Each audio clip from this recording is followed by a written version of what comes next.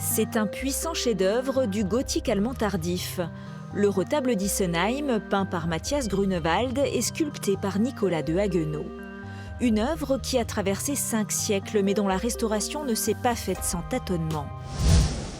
En avril 2011, des premiers travaux sont lancés pour alléger les vernis. Mais cette rénovation, jugée précipitée, crée la polémique et est interrompue en juillet. Que reprochez-vous exactement à la façon dont est restauré ce retable ? Normalement, il devrait y avoir des études de restauration pour dire ce qu'on va faire et comment on va le faire, pourquoi on va le faire également. Il devrait y avoir un comité scientifique qui ne se réunit pas la veille du début de la restauration. Comment restaurer cette œuvre monumentale? La réflexion a duré plusieurs années. Après la première tentative avortée, des travaux reprennent en 2018.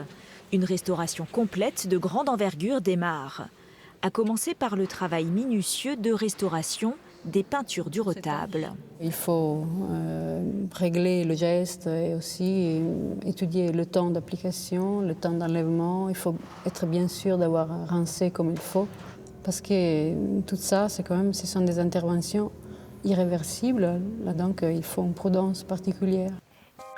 Très vite ressurgissent les couleurs originelles.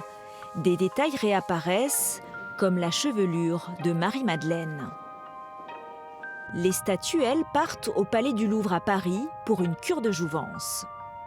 Le nettoyage consiste à enlever un vernis, par exemple encore présent ici, qui est très sombre, et on redécouvre toute cette zone très lumineuse des glacis jaunes et rouges. Quant aux encadrements en bois, ils sont restaurés à Colmar in situ, sous les yeux du public.